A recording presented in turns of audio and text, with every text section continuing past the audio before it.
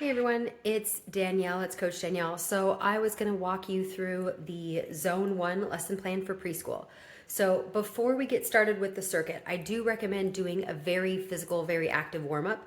You can have all of your gymnasts stand on this blue beam, have all of them stand in their own space on the blue beam, and then you give them commands. We're building listening skills, right? So you say, okay, now jump on the beam, now jump off the beam, now turn around, now squat down and touch the beam, give the beam a high five, now reach up tall. Like, you want to get their whole body moving in their own designated little spaces, and you want to teach them to listen to you. Then after that warm up, have fun with it. Like, get them moving, get them silly. You can have them wave their hands in the air to dance, whatever you want to do to get them listening to you. Okay. Then you say, okay, little gymnasts, this is what we're doing today. On this blue beam, we are going to walk forwards or sideways or backwards, and we are going to deliver books from one side to the other. So that's what I'm demonstrating here. So this is my circuit. I'm going to take a book. I'm going to walk it either forwards or sideways or backwards. Base it on your own kids and their own abilities. Tiptoes if they can. Bunny hops if they're superstars. You're going to deliver it in the basket. Then this is our cartwheel drill. So they put their hands on the beam and they hop side to side. As they get more comfortable with the cartwheel, it starts looking more like a cartwheel. So start up, kick over, start up, kick over. That's your cartwheel drill that we're working towards. Then we have these fun little yoga letters on the wall. I'm going to change these every week. So the first week, they're very simple. They're all standing. So they're going to copy the letters. These were a big hit last year. Then we're going to come to a handstand wall. So let me pause.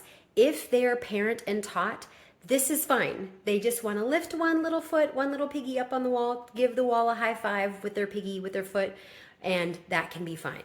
If they are 3 years old and if they are ready, they can start getting their legs up to the wall. Fun fact, having your knees bent against the wall actually opens the shoulders more and prevents some of those like archy banana handstands. So it's totally fine if they do like a tucked handstand like I'm showing now.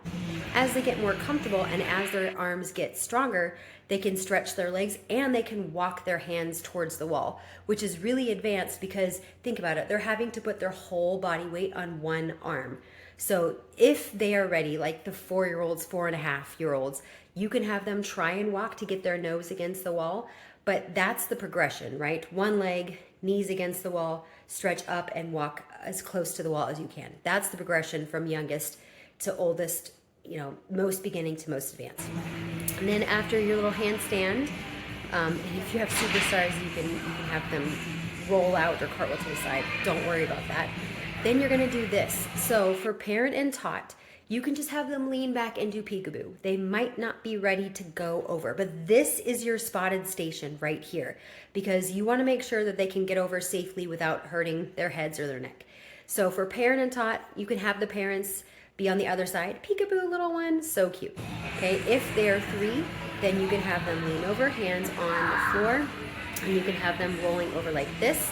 If they're 4, 4.5, you can even try and have them do like a back bend, like a bridge. But I'm talking, those are like your super advanced kids that are ready for level 1. I think most 4-year-olds and most 3-year-olds will just do what I'm doing here, which is you do the bridge and then lift those legs up to the sky as you come over.